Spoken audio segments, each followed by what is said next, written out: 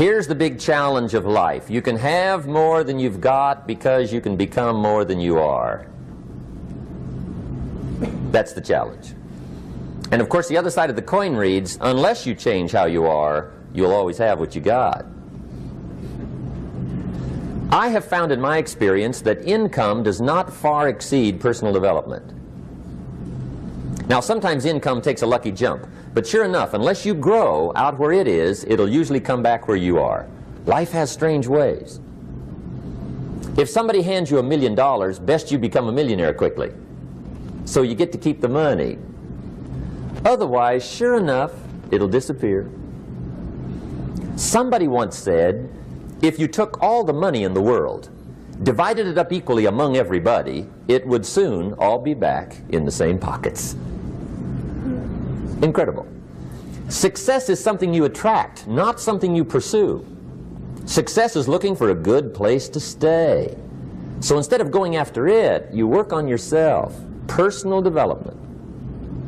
See, the major question to ask on the job is not what are you getting. The major question to ask on the job is what are you becoming? See, the big question is not what am I getting paid here. The big question is what am I becoming here? Because true happiness is not contained in what you get. Happiness is contained in what you become. So that's our major subject for tonight, personal development. Of all the assignments Mr. Schoaf gave me at age 25, this was probably the most difficult. In fact, I'm still working on this one. I think it's an unending challenge to see what you can become. The next subject is called Basic Laws. And it's good to study the basics. And I call these basics primarily because they come from the Bible. Now, I'm not a theologian or a minister, and that'll be apparent.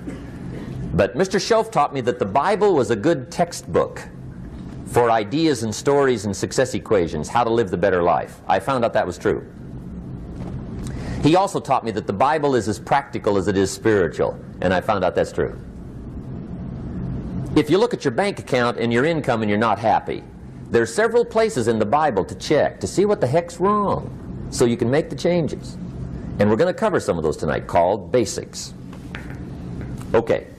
The next subject is my favorite, setting goals. Mr. Schoaf taught me how to set goals. What a favor that was.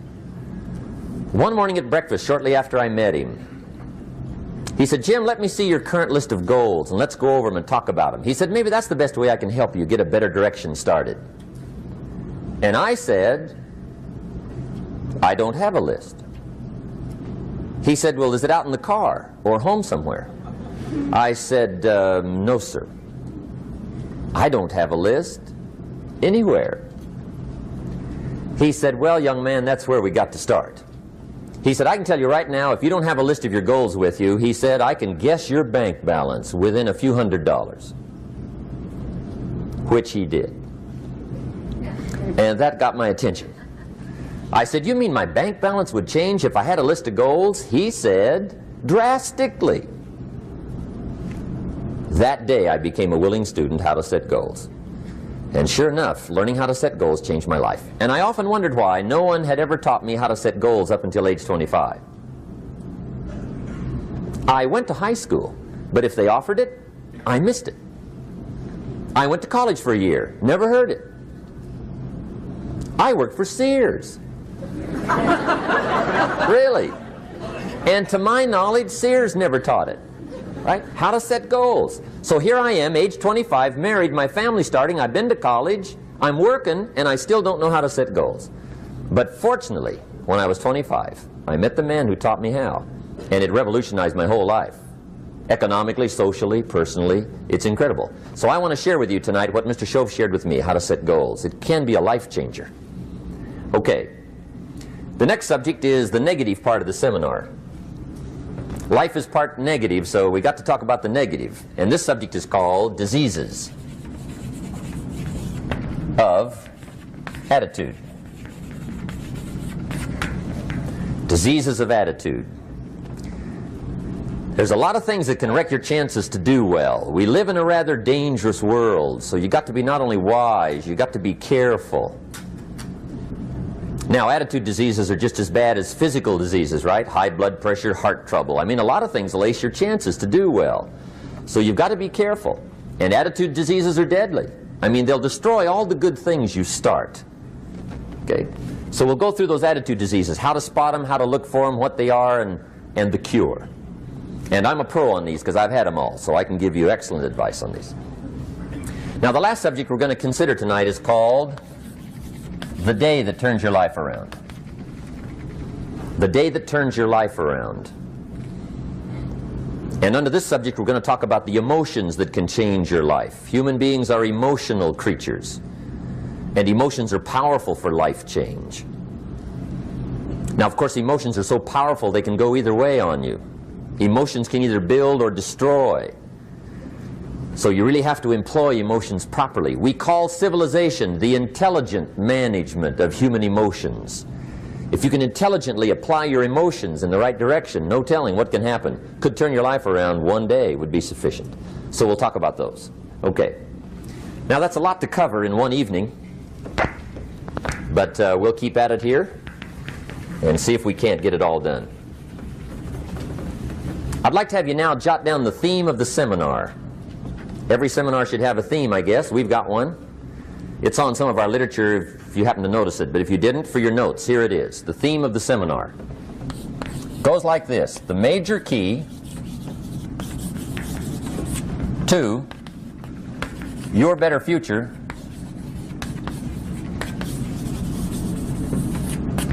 is you.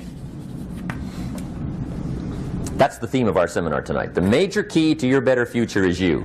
And I'd like to have you underline two words just to give it some added punch. Underline the word major and the word you, so that it reads, the major key to your better future is you. Now, my first suggestion is transfer this to a card or something where you can put it up, where you can see it every day. Preferably put it up where you can see it at the beginning of the day, before you go off to put the day together. This is a good phrase just to glance at, to keep in mind as you're putting the day together. It's called the silent seminar. If you'll just let this talk to you during the day, I found it to be tremendously helpful. The major key to your better future is you. For a big share of my life now, I didn't have this one quite figured out, among a lot of things I didn't have quite figured out. Many things used to puzzle me back in those early days. I used to wonder why two people could work for the same company, one make twice as much money. Now, see, that used to puzzle me. And maybe they were the same age, graduated from the same school, live in the same community, work for the same company, with the same products and the same services. They've got the same traffic, the same problems, and one makes $1,000 a month, the other one makes $2,000 a month. Now that was my puzzling question. Why would this long list be the same and the money twice as much? I asked, what's the difference between $1,000 a month and $2,000 a month? And I don't mean $1,000 a month, right? I could figure that out. But what makes the difference? Why would one person do twice as well, 3 times as well? Speaking economically. Now, I know there's more than one way to do well. I understand that. But in this little narrow area called compensation, what's the difference? Well, back then, with my faulty thinking, I'm trying to reason it out. I thought, well, maybe time makes some of the difference, right? Some people do better because they have more time. I used to say, Harold ought to be able to do well. He's got a lot of time. If I had all of Harold's time, I could do well. Now, that's got to be dumb, right? Number one, you can't get somebody else's time. A guy says to me one time, he says, you know, if I had some extra time, I could make some extra money. I said, then forget it. There isn't any extra time. Hey, when the clock strikes 12 midnight, that about wraps it up, right? I mean, you can look around the gongs there for a little more, but it's over. You say to the guy, what are you doing? He says, I'm looking for extra time. See, they'll come and take you away, right? There isn't any more time. Now, if you can't get more time, which you can't, what could you get more of that would make a difference in economic results? And here's the key word.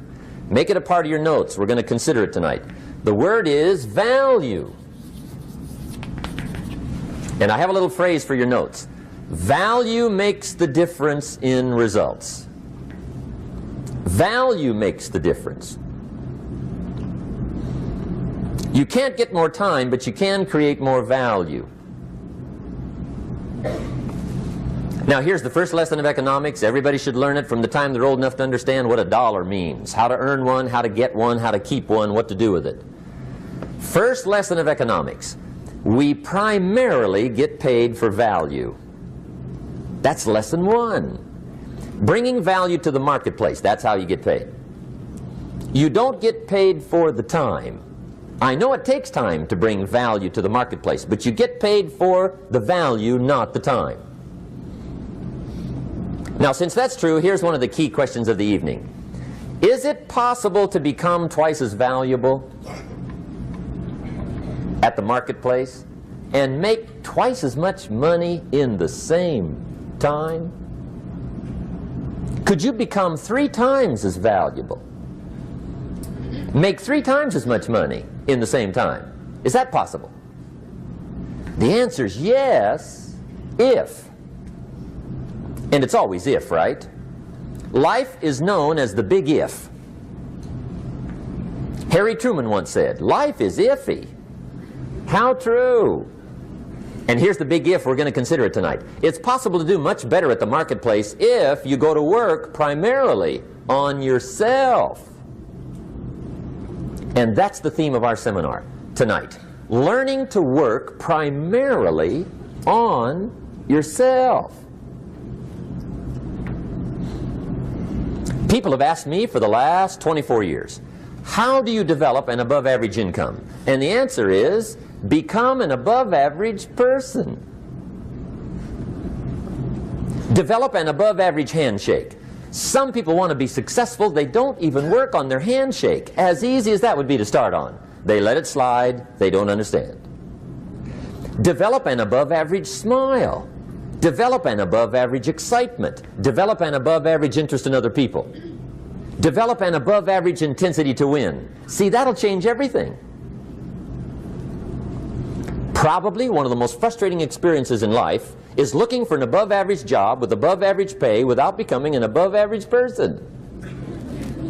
It's called frustration.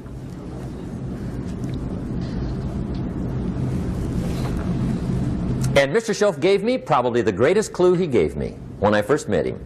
He said, Jim, if you want to be wealthy and happy the rest of your life, just learn this lesson well. He said, learn to work harder on yourself than you do on your job.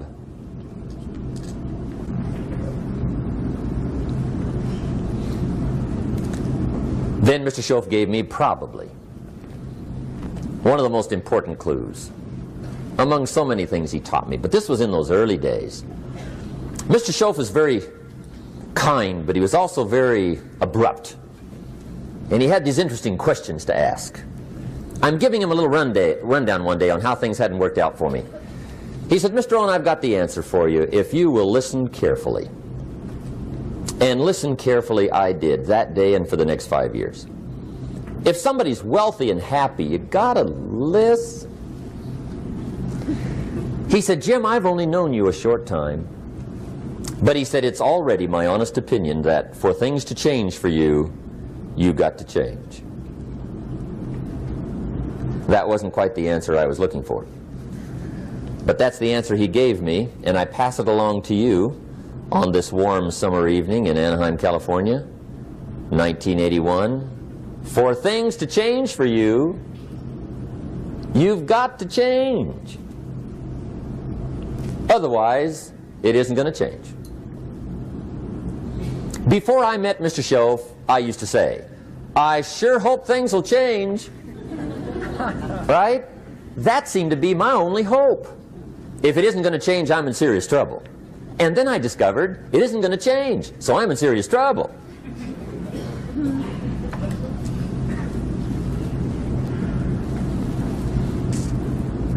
See, I can tell you what the 80s are going to be like. You have dropped into the right place. I did a seminar one time for Standard Oil executives and management in Honolulu. And we're having a conference one day on this big conference table. And one of them said to me, Mr. Rohn, you know some fairly important people halfway around the world. What do you think the 80s are going to be like? I said, gentlemen, I do know the right people. I can tell you. So they all listened very carefully. And I said, gentlemen, based on my wide experience, I can really honestly say to you, in my opinion, in the 80s, it's going to be about like it's always been. Aren't you glad you came? That's inside. I don't pass that around just everywhere. Now, of course, I said that to make a point, but I also said it because it's accurate. It's going to be about like it's always been. It isn't going to change. The tide comes in, and then what? It goes out. For 6,500 years that we know of, recorded history, and probably long before that. So it is not going to change. It gets light, and then what? It turns dark. 6,500 years. See, it's not likely to change. And we're not to be startled by that.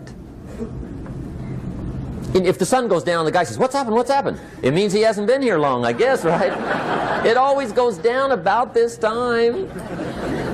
The guy says, well, I don't like that arrangement. Well, you got to talk to somebody besides me, right? It gets light, then it turns dark. In rotation, the next season after fall is what? Winter. Pray tell, how often does winter follow fall? Every year regularly for the last 6,500 that we know of. See, it is not going to change. Now, some winters are long, and some are short, and some are hard, and some are easy, but they always come right after falls. It isn't going to change. Sometimes you can figure it out, sometimes there's no way to figure it out. Sometimes it goes well, sometimes it gets in a knot. Sometimes it sails along, sometimes it gets in reverse. See, that's not going to change. The last 6,000 years reads like this: opportunity mixed with difficulty. That's how it reads. It isn't going to change. The man says, well, if it isn't going to change, how will my life ever change? Answer, when you change. And whether I'm talking to high school kids or business executives, my message is always the same. And it goes like this: the only way it gets better for you is when you get better.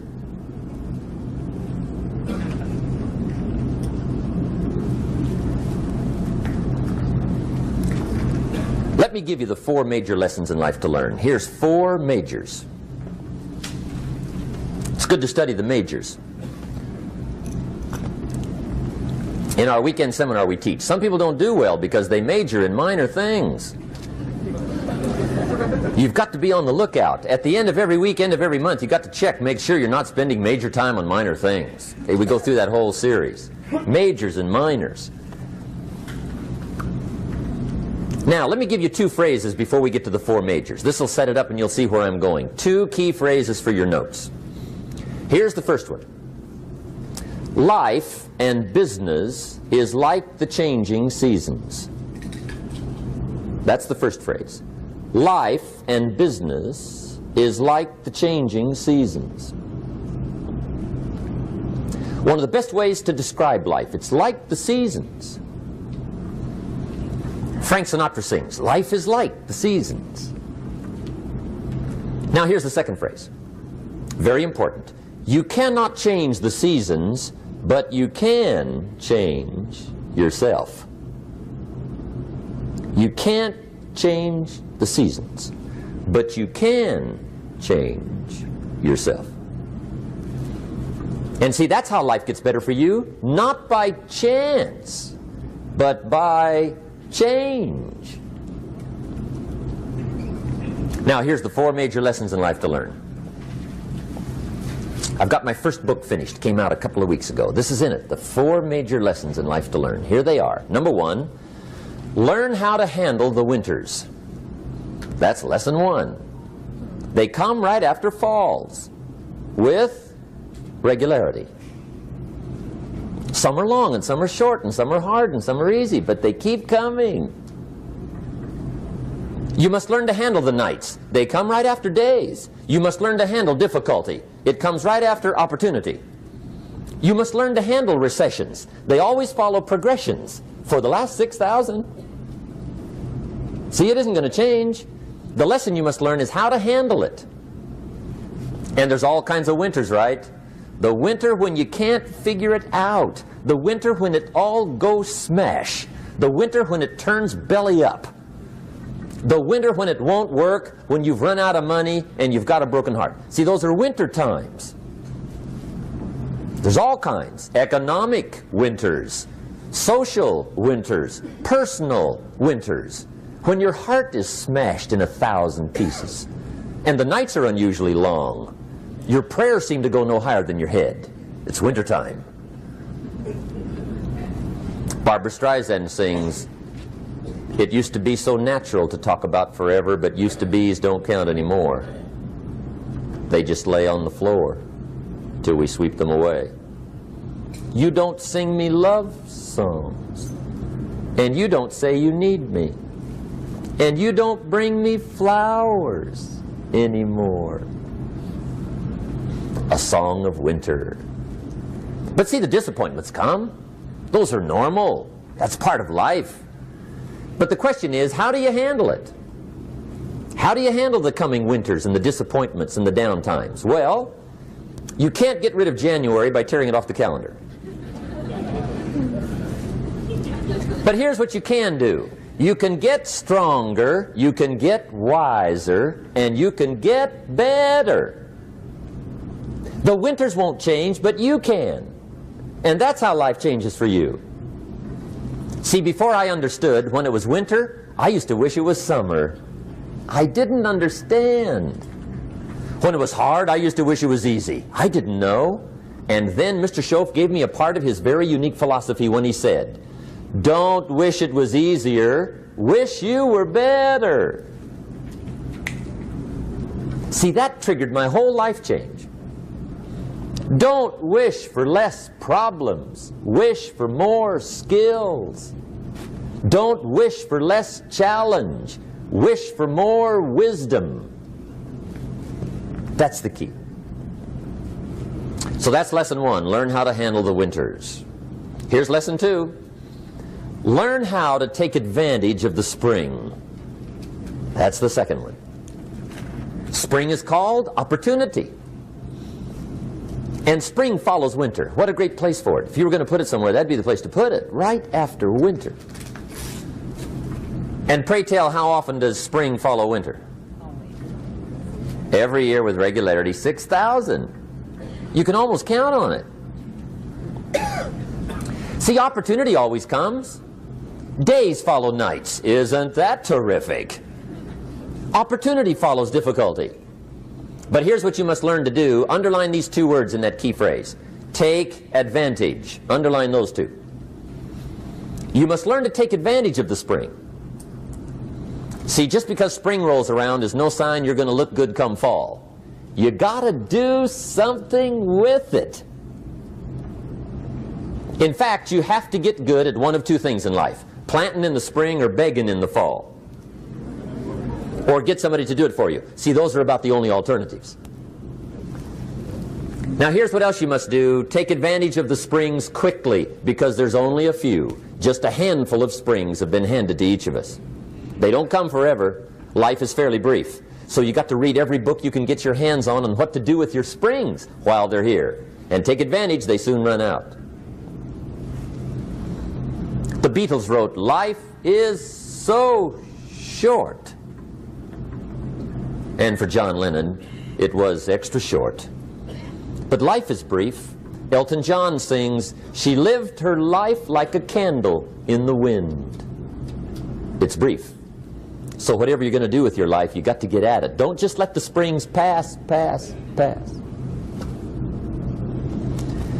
Here's the third major lesson in life to learn. Learn how to protect your crops all summer. You got to take care of what you start. Sure enough, as soon as you've planted your garden in the spring, the busy bugs and the noxious weeds are out to take it.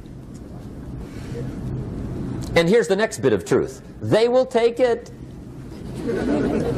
unless you prevent it. And that's the third major skill to learn. You've got to learn to prevent the intruder from taking all the good you start. It's one of the challenges. Here's two key phrases under number 3. First one, all good will be attacked on this planet. Maybe not the next one we get to, but on this one, all good will be attacked. Every garden will be invaded. Not to think so is naive. And here's the second phrase.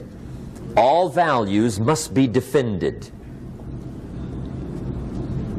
Political values, social values, community values, family values, marriage values, friendship values, business values. Every garden must be tended all summer. Third major lesson. Now here's number 4. Fourth major lesson in life to learn.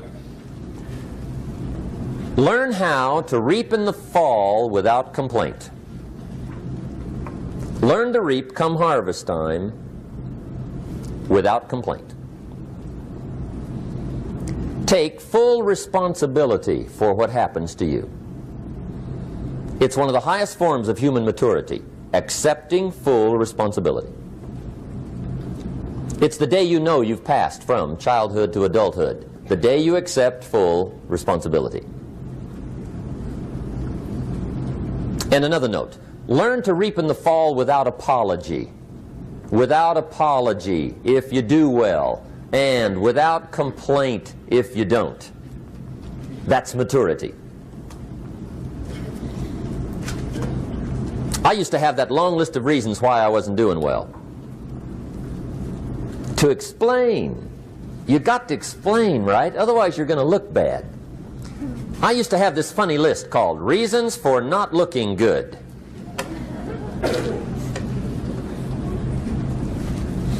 I used to blame the government.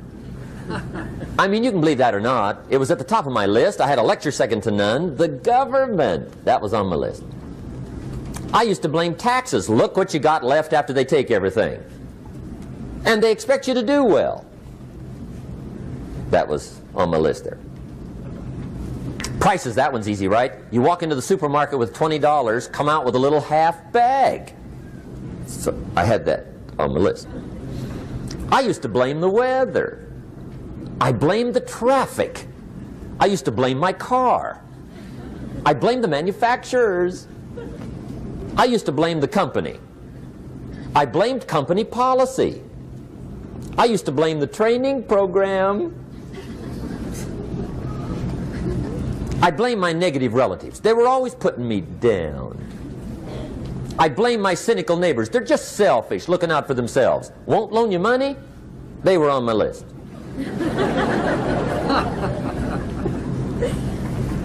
I used to blame the economy. I blamed the community. That's a pretty good list for not doing well, isn't it? I thought it was good. I'll never forget one day, Mr. Schoaf was very kind, but he was also very blunt. And this was no exception. And I'm glad he was blunt. There's a lot of things I'd have missed if he hadn't have been blunt. One day, with sort of a curious look on his face, he said, "Jim, just out of curiosity, tell me, how come you haven't done well up until now?" Excellent question. I thought, well, so I won't look too bad, I'll go through my list. And this list I just gave you, I put that on him. And he was very patient. He let me go through the whole thing, the government, the weather. I went through this whole thing. When I finished, he looked my list over very carefully. He said, "Mr. Rohn, big problem with your list. You ain't on it." How brilliant.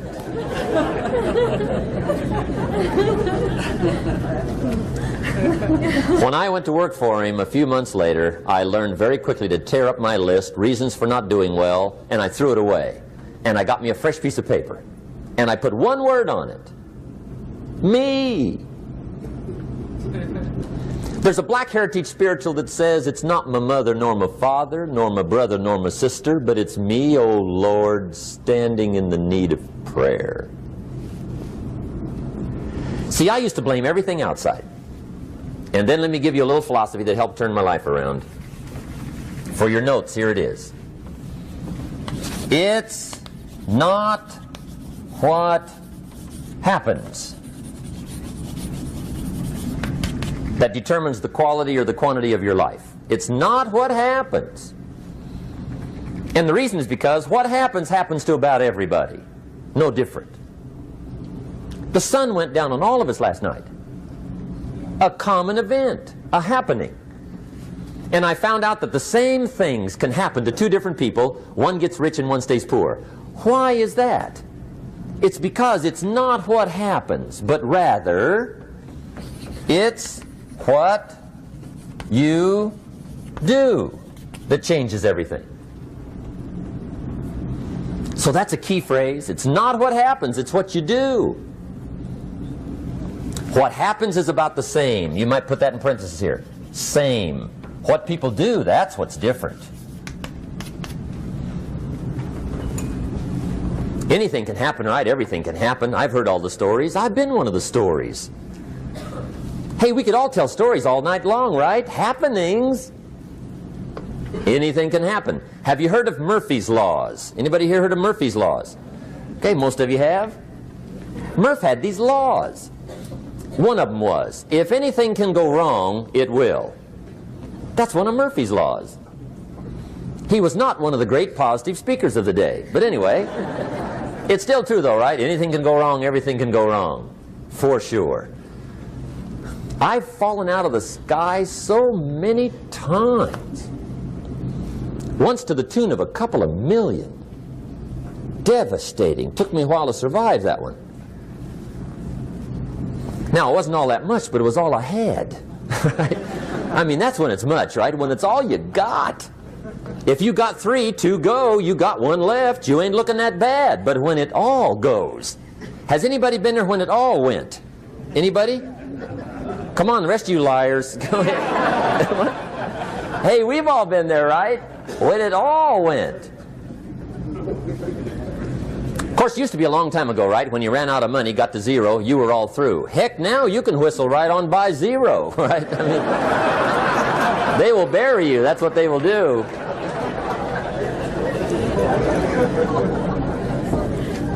But see, those are the happenings, right? Everything can happen. Anything can happen. But it's not the happenings. It's what you do about it. Somebody says, yeah, but you don't understand the disappointments I've had. Come on. Everybody's had their share. Disappointments are not special gifts reserved for the poor. Everybody has them. The difference is what you do about them. It's not the weather. I used to blame the weather, and I discovered it rains on the rich. So see, that won't help. 2 men wake up one morning, there's a rainstorm on. One of them looks out his window, sees the rainstorm, and he says, wow, what a storm. With weather like this, they can't expect you to go out and make sales. He stays home. Same morning, the other guy looks out his window, sees the same storm, says, wow, what a storm. But he says, you know what, with weather like this, what a great day to go out and make sales. Most everybody will probably be home. Especially the salesman.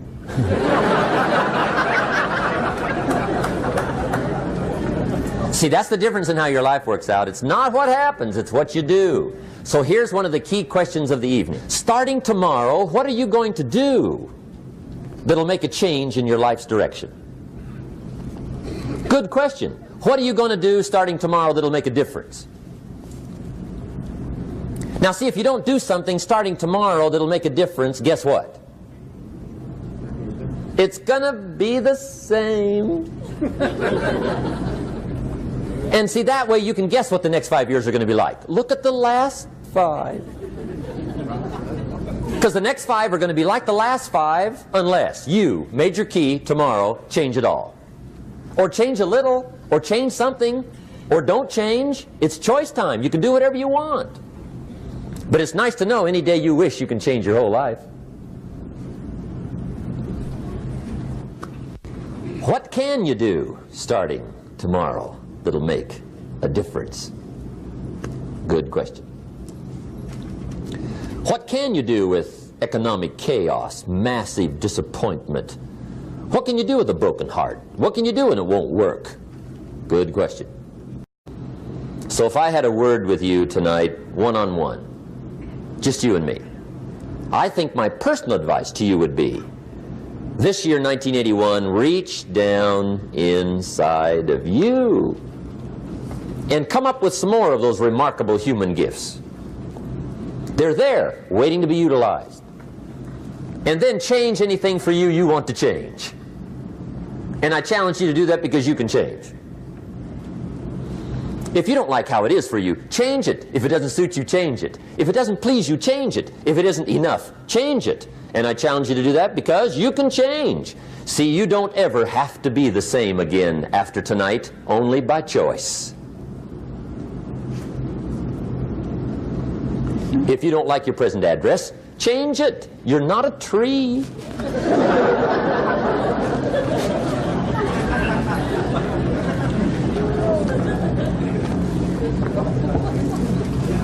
Now, let me give you 3 steps to personal development. Let's get down to the nitty-gritty. What does it take to really make the changes starting tomorrow? It takes more than philosophical pronouncement. I know that. It also takes more than enthusiasm. I know we're hearing a lot about enthusiasm these days, but see, that just won't do the job. We're still hearing the old cliches of the 30s, right? To be enthusiastic, you must act enthusiastic. But see, that's not going to help. After you have leaped about, there are some things you got to do, or it isn't going to change. See, you can get all excited about lifting 200 pounds till you get to the gym. And then you need a new excitement. And the new excitement is called discipline. Major step to human progress. Discipline. If there's one thing to get excited over, that's it. Get excited over your ability to make yourself do the necessary things. What could you make yourself do starting tomorrow that would change it all? No! Tell him. Now, see, that's exciting. On any given day, you can massively change the direction of your life. Murder is a clear example that any one person on any given day can forever alter the course of their life. It just happens to be a negative act. But just as sure as you can commit a negative act, you can also commit a positive act and forever alter your life, whenever you wish. Now that's exciting. And whatever that act might be that changes your life.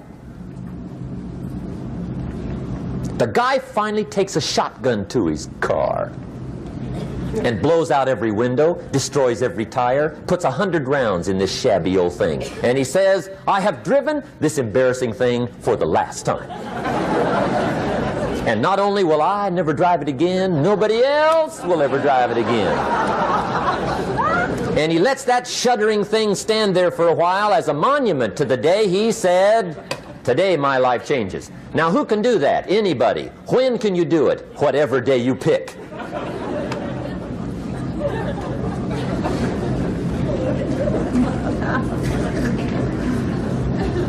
Now here's the key to discipline.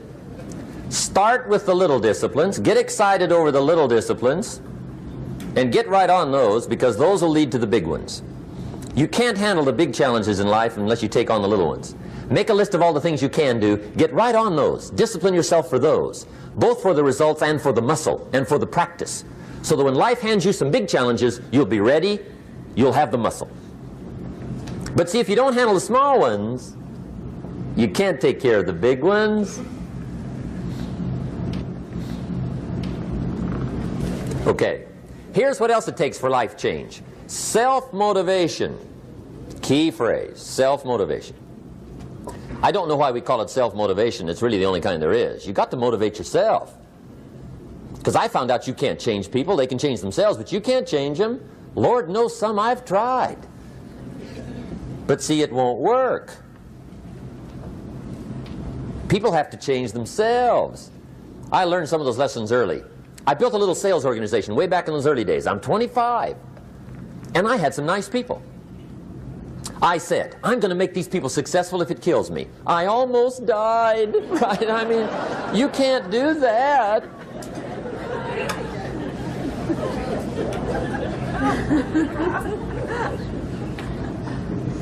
See, I've discovered this. Good people are not trained, they're found. You find good people. You don't make them good, you find them good. Training really is for the purpose of finding good people. You don't need much instruction for a good person. But too much training probably means you got the wrong people.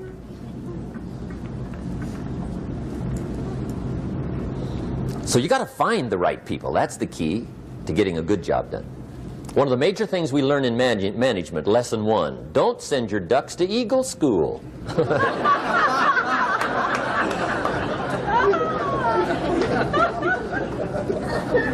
Because it won't help. I mean, I'm telling you, it won't help, no matter how good your school is. And the little eagle badge and little eagle hat, I'm telling you, it won't help. It won't help. You can tell whether your school's done any good, right, is when it's over, right? The duck goes for his first rabbit and makes him a friend. You say, no, no, no. Anyway, so it takes self-motivation to really alter your life. And you don't want to give self-motivation away to somebody else and make it somebody else motivating you. The guy says, boy, if somebody just come by and turn me on. What if they don't show up, right? See, you got to have a better plan for your life. Okay. Now, if you're excited and you're ready to change, let me give you 3 steps to start life change that can change your life, your personality, your lifestyle, everything can change. Here's the steps. Number 1, find out how things work. The first key to doing better is find out. To change your life, really, you need ideas. There isn't anything an idea can't change. And Schoaf taught me the major problem is lack of an idea, not a problem. At first I didn't have any money. I said to Mr. Schoaf, I don't have any money. He said, that's not a problem. Now see, up until then I always thought it was. Right? I was confused. He said, no, no, the problem is lack of an idea on how to create money and wealth. It isn't lack of money, it's lack of ideas. So if you get the ideas, see, you can change anything. Now to get ideas, you need a constant study of finding out. Now Schoaf also said, when you find out something that works, put the information in your journal. Don't use your head for a filing cabinet. Put it in your journal so that you can do the next best thing. Repetition, repetition, repetition. Go over it. And if you repeat it, go over it, sure enough, someday, some mysterious day, the idea takes root, starts to grow, and shows up in your bank account, and your dress, and your personality, and your lifestyle. But capture the ideas in your journal. Find out how things work. Schoaf gave me this word for my life change. He said, study. Great word. If you wish to be successful, study success. If you wish to be happy, study happiness. If you wish to be wealthy, study wealth. Don't leave it to chance. Make it a study. Some people just go through the day with their fingers crossed. See, that won't do it. You've got to study the things that can change your economic, social, spiritual, personal life. Now here's a qualifying phrase. And we'll have several of these qualifying phrases throughout the seminar. Here's the first one. You may not be able to do all you find out. I understand that. You may not be able to do all you find out, but you should find out all you can do. See, you don't want to wind up at the end of your life and discover that you've lived only 1/10 of it. And the other 9/10 went down the drain. Not for lack of opportunity, for lack of information. So that's number 1, find out how things work. Now here's the best human virtue for finding out. Curiosity. Make a note of that. Curiosity. Be curious. You might add a word to it that'll help. Childish curiosity.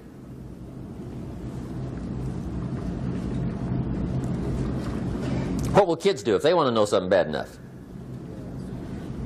Bug you. That's the phrase. They can ask 1,000 questions. You think they're through? They got another 1,000. They'll drive you to the brink. It's a virtue. when you got to know. Be like a child. In fact, Jesus, the master teacher, said, unless you can become like little children, you might as well forget it. You don't have a prayer. Excellent advice. You got to be like children. 4 ways, in my opinion, to be like a child. Number 1 is curiosity. Number 2 is excitement. Get excited like a child over your ability to make yourself do anything for change. 3rd is faith. Have faith like a child. Adults are too skeptical. And 4th is trust. Trust is a childish virtue, but the rewards are incredible. So be like a child. Now, if you're curious, let me give you 3 ways to find out how to change anything. Any life direction, any dimension. Here's 3 ways to find out how to change anything. Number 1 is to read. Become a good reader. All of the successful people I know and work with around the world, they're all good readers. Curiosity drives them to read. They got to know. They just read.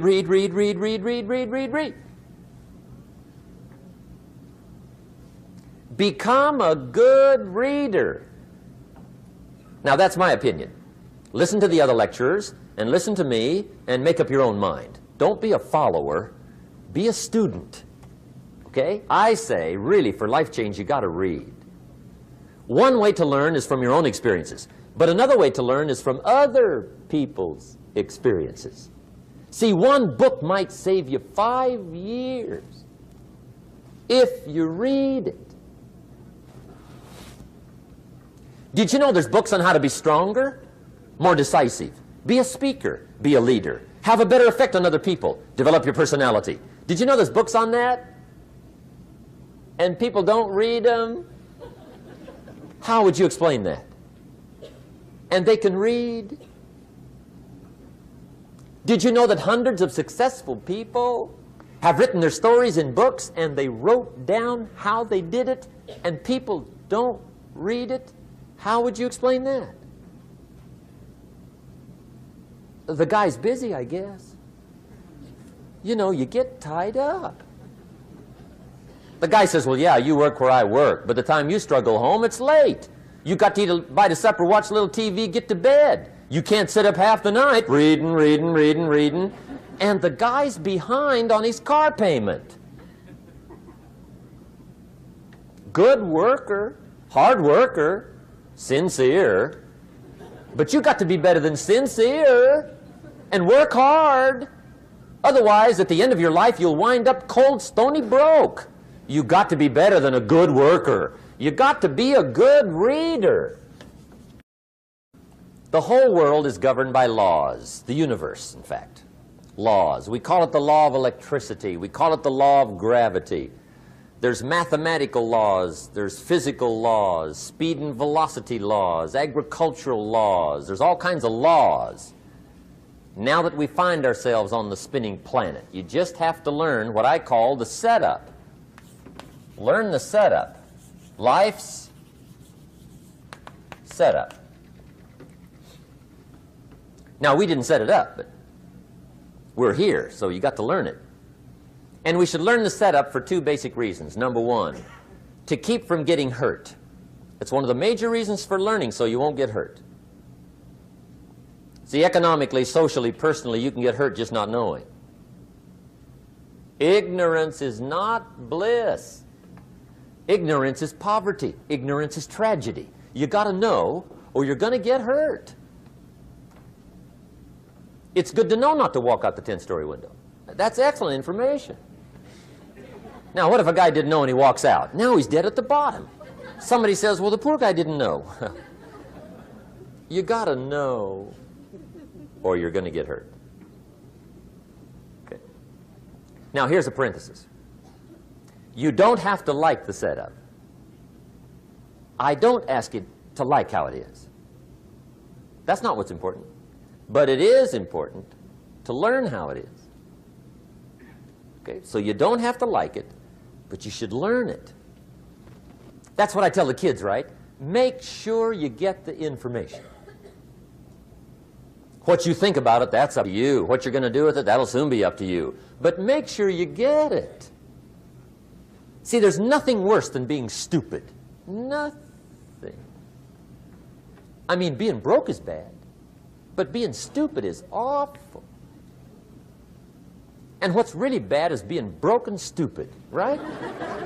That's about the end of the world. I mean, there isn't anything much worse than that. Unless you're sick. Sick, broken, stupid. I mean, that is it, right? There's nowhere else to go. So make sure you get the information. It's key. You don't have to like it, but learn it. If this big monstrous thing lifts up in the sky, hangs there for a little while, cuts loose, comes crashing down, boom, shakes the ground for 5 miles.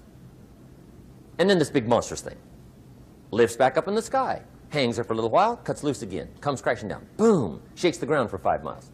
It just keeps doing it, this big monstrous thing, lifting up and then crashing down, boom. Now, you might come along one day and say, that's got to be a stupid arrangement, which is okay. You're entitled to your opinion. But the first thing you should learn to do is get out from under it, right? That's number one. You might have a great moral argument. You might want to shake your finger at the sky, but do it from over there, right, so you don't get smashed. It's called your basic smart. So number one, learn so you won't get hurt. Whether you like it or not, learn. Now here's the second reason for learning, the setup, to benefit. It's called the plus of life. And that's what life is, right? Both minus and plus. The minus is tragedy, heartache, misery, failure, unhappiness. But life is also happiness, prosperity, good feelings. So here's the key. Learn to get on the good side of the way things work.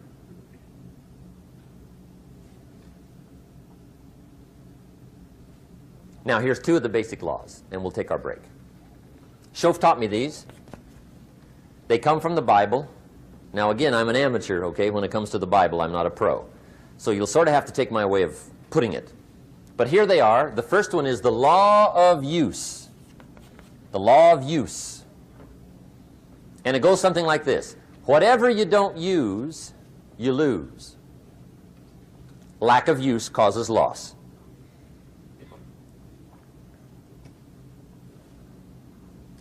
On this planet, maybe not the next one, but on this one, if you tie your arm to your body, leave it there long enough, you'll never use it again.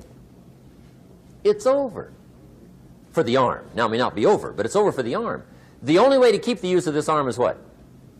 Keep using it. If you quit, you lose automatically. They don't bring it up for a vote. You lose automatically when you quit. Now, the same thing that goes for your arm goes for your brain, mentality. The same thing goes for all the human virtues.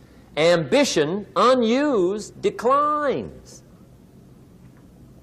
Strong feelings, unused, diminish. It doesn't grow, it diminishes. Faith, unused, decreases. It's a law. Vitality, unused, diminishes. Energy, unused, decreases. The guy says, well, I'm going to save up my energy. You can't do that. That's like trying to save today, put it on the end of the year. See, you can't do that. They'll come take you away. If you don't use today, what? It's lost.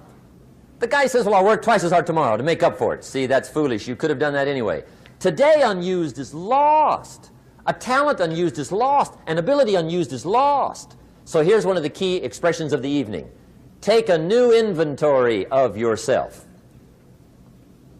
Starting tomorrow, new project. Take a new inventory. And make sure that all of your talent and ability and mentality and ingenuity and vitality and strong feelings, faith, courage, make sure that all you've got's being used. Otherwise, you lose. Now, one of the best illustrations of the law of use is a Bible story called the Parable of the Talents.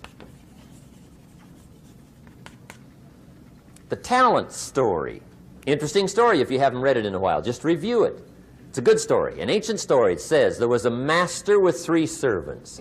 He got them together one day and he said to the 3, I've got these talents. And in those ancient days, a talent was a measure of gold. And he said to the 3 servants, take these talents and see what you can do with them while I'm gone. He said, I'm taking a journey and I'll be gone for a while. When I come back, we'll get together, go over the book, see how you did. He said, here's 5 of these talents for you. 5.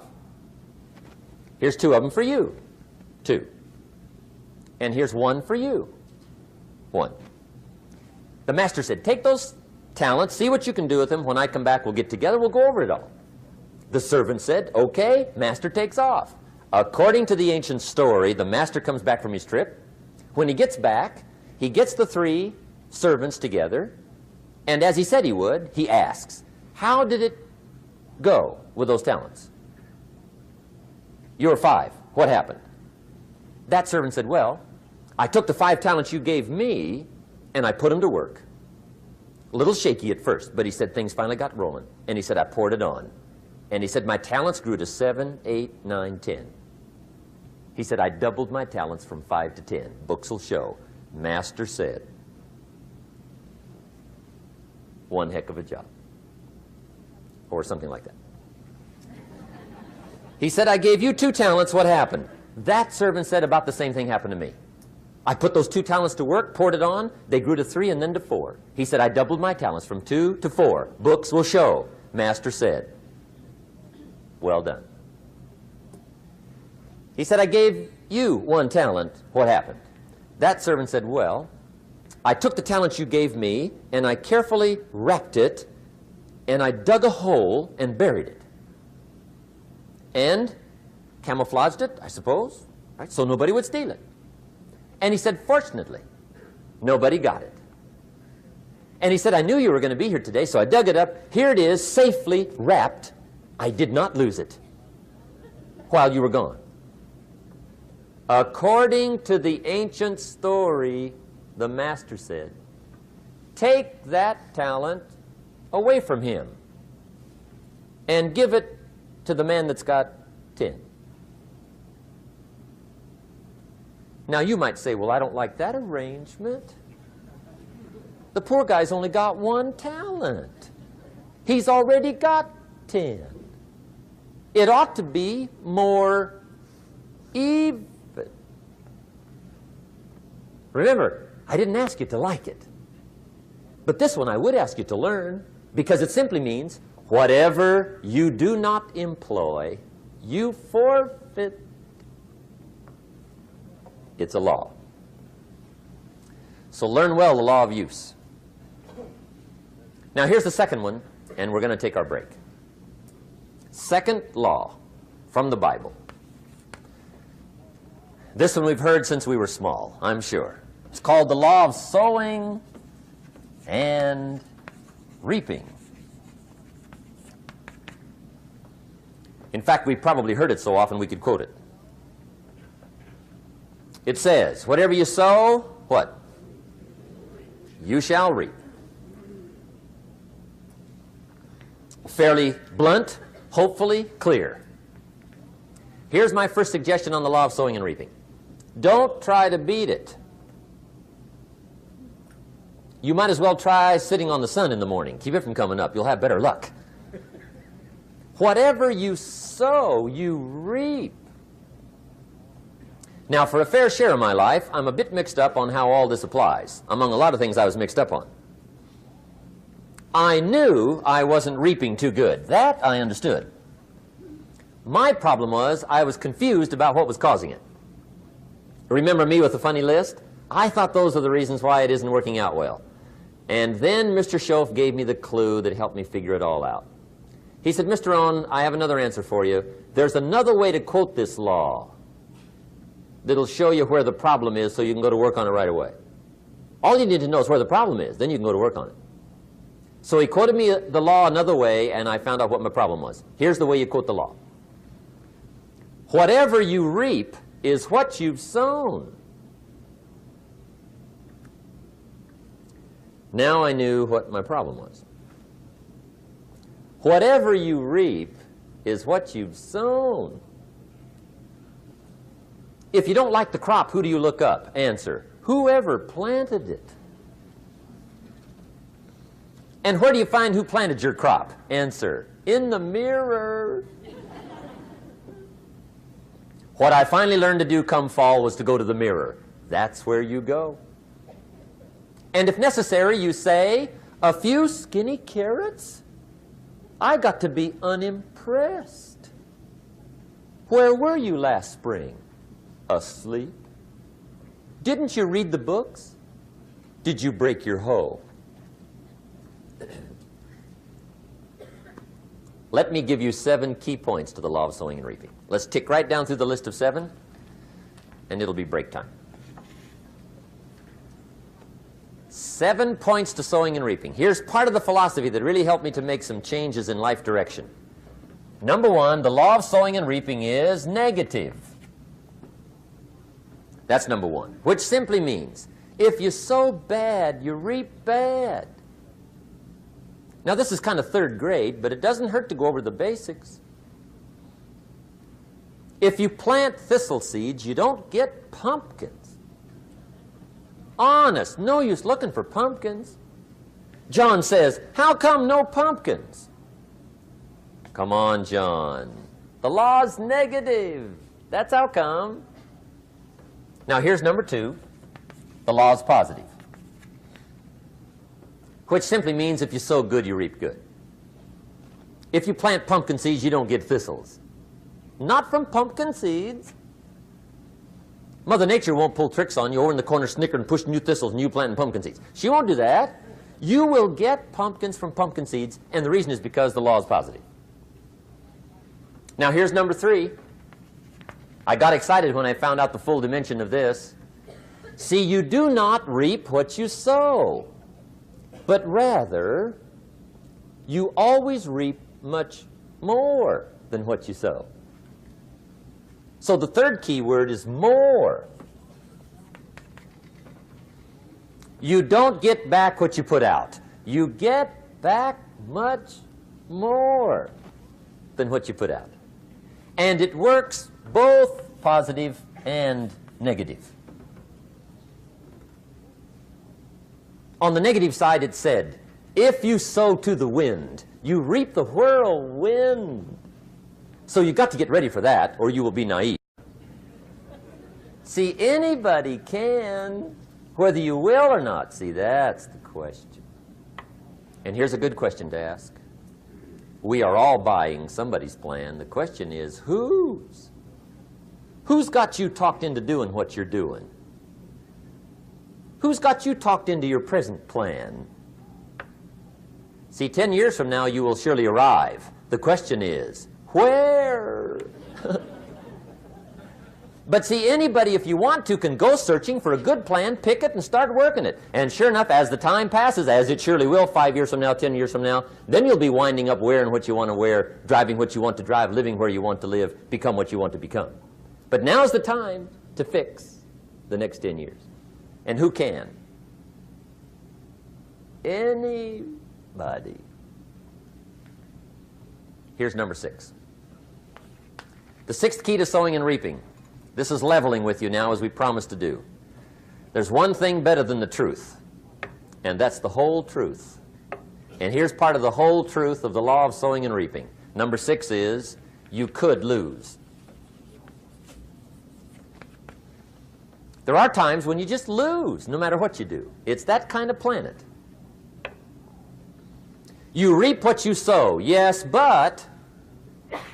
What does that mean, yes, but? Well, the farmer plants his crop in the spring, takes care of it all summer, loves his family, works 10, 12 hours a day, 6, 7 days a week, is an honorable man. Come fall, he's got a beautiful crop, and he deserves every bit of it. But the day before he sends the combines into the field, a hailstorm comes along and beats it all in the ground, which means you lose. Somebody says, well, what did he do wrong? Answer, nothing. It's just that kind of planet. Sometimes it's going to hail on your crop and rain on your parade, so you got to get ready for that or you will be naive. That's just part of the life arrangement. And don't press me why. I was not in on some of the original decisions here, so I don't know how it got set up. But there's just times, sometimes you lose. That's part of life. But now here's number 7. The 7th key to sowing and reaping. And it goes like this. It's just another way to quote the same law. And it goes like this. If you don't sow, that's just another way to quote the law. If you don't sow, what? You don't reap. You don't even have a chance. So if you looked at your game plan tomorrow, you might come to the quick conclusion, I got to get some sowing going. How true. Get you some sowing going. And remember, you've got plenty of time. You've got all the time there is. Some people spend enough TV time to make a fortune. The latest article on television watching in this country, according to the latest article, the average television is on in this country in every household 7 hours a day, called the Big 7. I asked a guy one time what his TV cost. He said about $450. I said, you forgot to look at the price tag. He said, what do you mean? I knew he was a TV watcher. I said, that television costs you, in my opinion, at least $12,000 a year. To watch it, not to own it. Owning it's cheap. Watching it is what's expensive. And I said, hey, $12,000 a year is too much to pay to watch TV. That's too much. Pay a little, but not $12,000. And he's the guy that said, I hope pay TV never comes.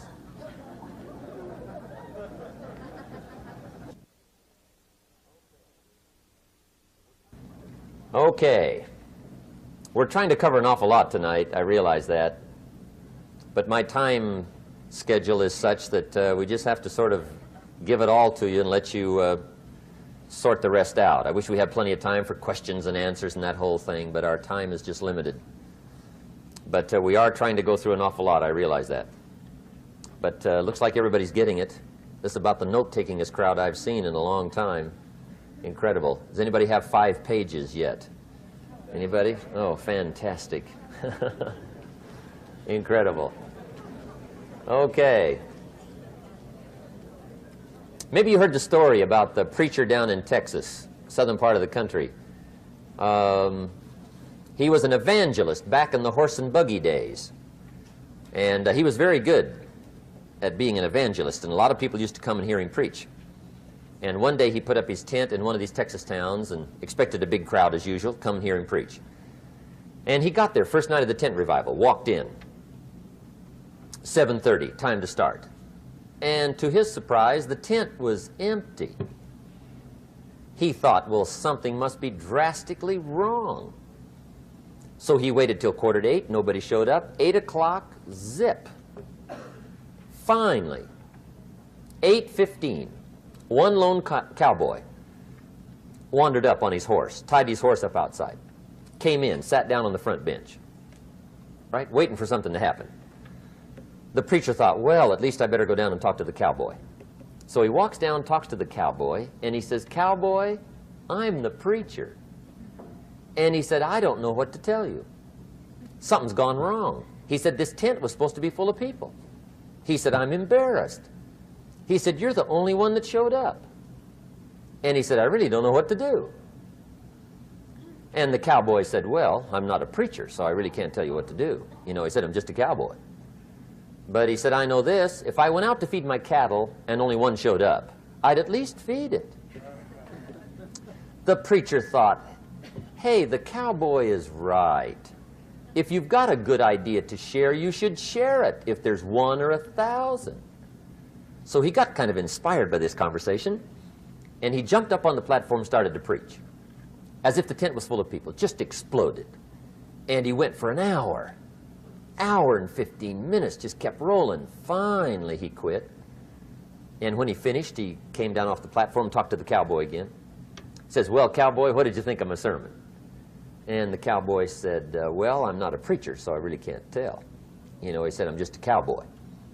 But he said, I know this. If I went out to feed my cattle and only one showed up, I'd feed it, but I wouldn't dump the whole load on it.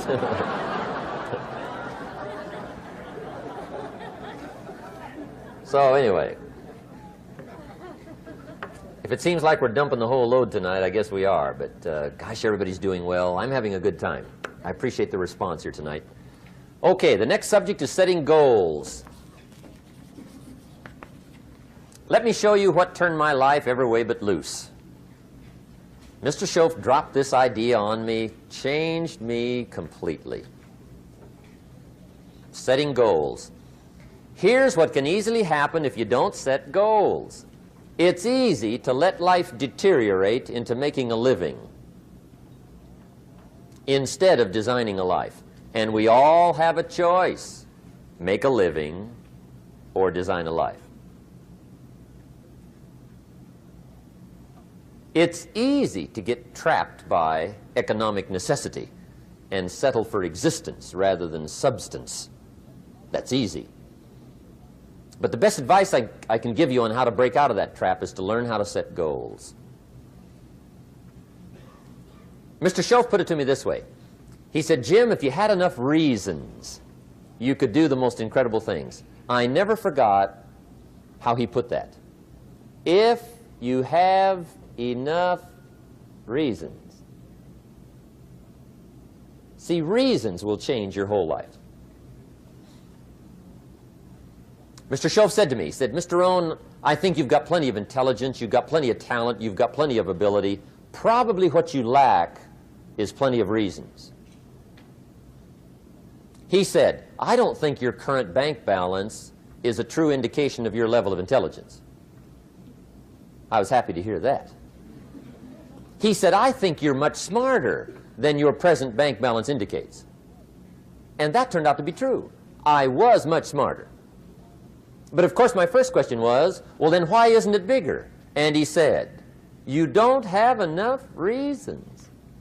You've got enough intelligence, but not enough reasons. So see, reasons can change your life. Here's what else I found out. Reasons come first, answers come second. You don't get the answers to do well till you get the reasons. Life has a mysterious way of hanging on to all the answers and only gives them up to the people that are inspired by reasons. So reasons make the difference in how your life works out. Now, what are some of the reasons for doing well? Let's go through a quick list called Reasons for Doing Well. First is personal reasons. Some people do well for recognition. Some people do well for respect. Some people do well for the way it makes them feel. They love the feeling of being a winner. Those are good reasons. I have some millionaire friends that keep working 10, 12 hours a day, making more millions. And it's not because they need the money. It's because they need the joy and the satisfaction and the pleasure that comes from being a constant winner. And see, it's not just the money anyway. It's the journey, not the money. Once in a while somebody says to me, boy, if I had $1 million, I'd never work another day in my life. That's probably why the good Lord sees to it they don't get their million, right? They'd quit. They'd quit. Okay. Next is family reasons. Some people do extremely well for other people, and that's powerful. Human beings can greatly affect each other. Sometimes we will do things for somebody else we will not do for ourselves. We're made that way. I met a man one time who said, Mr. Rohn, to do all the things I want to do with my family around the world, he said, I got to have at least $250,000 a year. I thought, incredible. Could a guy's family affect him that much? And the answer is, of course. How fortunate are the people that find themselves greatly affected by somebody for personal achievement. And we are affected. The writer of a recent song said, "If not for you, the winter would hold no spring, couldn't hear a robin sing. I just wouldn't have a clue if not for you." So we can be affected. That might be one of the most stimulating reasons to do well, finding somebody. When Andrew Carnegie died, the wee little Scotsman that built the big steel industry, when he died, they opened up his desk, and in one of the desk drawers, they found a slip of paper. On that piece of paper, Mr. Carnegie had written his goal for his life, and he wrote it when he was in his 20s. And on that piece of paper, it said, "I'm going to spend the first half of my life accumulating money. I'm going to spend the last half of my life giving it all away." What a goal. He got so inspired by that goal that the first half of his life, he accumulated $450 million. And the last half of his life, he gave it all away. Good question tonight. What's got you turned on? What's got you bombed out of sight to get up early and stay up late and hit it all day? Next question. What's got you turned off? When I found the answers to those two questions, my life exploded into change. I finally found out what had me turned off, and I got that cured. And then I got me a long enough list of reasons to turn me on. And once the lights went on for me, age 25, they've never gone out. I've fallen out of the sky a few times, but I've never lost that drive to make something unique out of my life. See, reasons altered my whole life. Now, there's another list of reasons called nitty-gritty. Hard little reasons. Sometimes those little reasons are the most powerful reasons that can change your life. Sometimes it doesn't take much. I now carry several $100s in my money clip. It's only a few $100s, but it was one of those reasons turned my life around. Just before I met Mr. Schoaf, I heard a knock at the door. I go to the door, and there's a little girl standing there about this tall selling Girl Scout cookies. And she gave me one of the finest sales presentations I've ever heard. Special deal, several flavors, this whole package of stuff, $2. And with a big smile, she very politely asked me to buy. And I wanted to. Big problem. I'm broke. I don't have $2. And to this day, I can remember the pain and the embarrassment. I'm a father. I'm a husband. I've been to college. I'm working. I'm 25. I don't have $2. And I didn't want to tell her that for some reason. So I did what I thought was next best. I lied to her. I said, "Hey, look, I've already bought lots of Girl Scout cookies. I've still got plenty stacked in the house," which was not true. But it seemed to get me off the hook for the moment. She said, "Well, gosh, that's wonderful. Thank you very much." And she went away. When she left, I closed the door, and that was the day I said to myself, I don't want to live like this anymore. I've had it with lying, and I've had it with being broke. I'm never going to let this happen to me ever again. I promised that day I would work as hard as possible and would always carry plenty. It took me a little while, but now I do. It was one of those reasons. And I guess I carry plenty for two reasons. One is the way it makes me feel, but also in case I bump into another Girl Scout selling cookies. Right? I'm ready.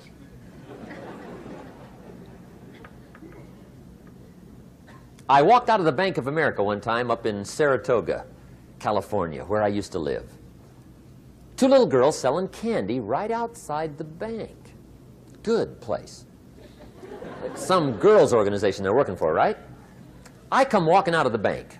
This first little girl walks up to me. She said, "Mister, would you like to buy some candy?" I said, "I probably would." "What kind is it?" She said, "It's almond roca." I said, "My gosh, that's my favorite." She said, "Wonderful." I said, "How much is it?" She said, "It's just $2. I thought, incredible. I said, "How many boxes of that candy have you got?" She said, 5. And her little friend was standing there. She was selling candy too. I said, "How many boxes have you got?" She said, "I've got 4. I said, "That's 9. I'll take them all." They said, "Really?" I said, "Yeah, it's my favorite. I've got some friends. I'll pass them around." They got so excited, put all this candy together. I reached in my pocket, gave them the $18. When I've got the candy and they've got the money, that first little girl looks up at me. She says, "Mister, you are really something." How about that? Can you imagine only spending $18 and have somebody look at you in the face and say, "You are really something"? Now you know why I carry heavy, right? I'm not going to miss anymore. It was just one of those reasons. Helped to change my life. One of my nitty-gritty reasons was budget finance. Budget finance used to grind my soul. Way back in those early days, I had fallen for one of those consolidation loans, where you take all your little hard-to-pay bills, put them into one big impossible-to-pay bill, right?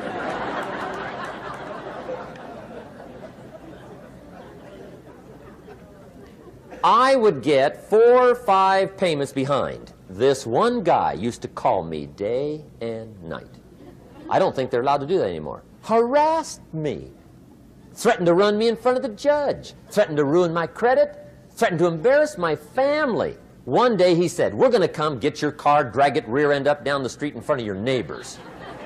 The guy even called me a flake. And back in those days, I'm broke, I'm pitiful, there's nothing I can do about it. But I never forgot how the guy treated me. And when I met Mr. Schoaf and I got my life straightened out and the money started to flow, that was one of my first projects, budget finance. I poured it on day and night. I finally put all the money together I owed him, which was considerable. I picked a day for the payoff. And when the payoff day came, I put the money in small bills in a big briefcase. And I walked into the budget finance office on Wilshire Boulevard in Los Angeles. The guy who harassed me so often, his desk was about 3 back. I walked right up to his desk, startled him. He wondered what I was doing there. It was the first time I'd been there since I'd borrowed the money, right? Without saying a word, I opened up this briefcase, dumped this pile of money all over his desk. I said, "Count it. It's all there. I will never be back." And I turned around and stormed out. Now, that might not be noble, but if you haven't tried it, you've got to one time.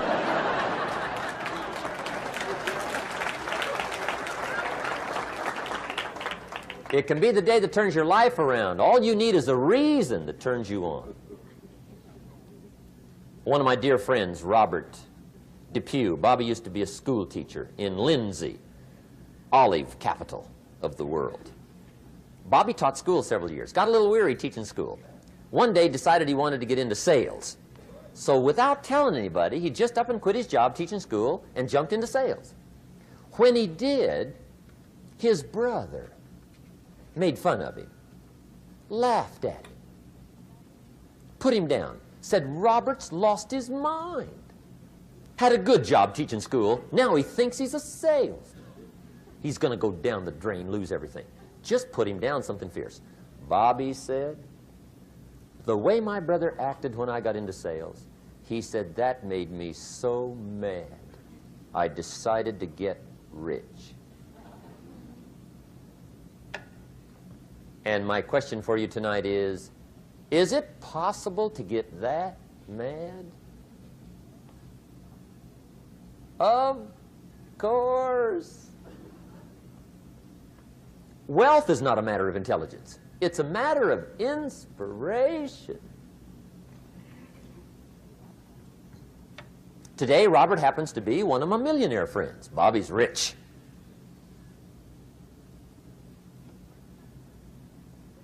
Frank Sinatra said one time, the best revenge is massive success.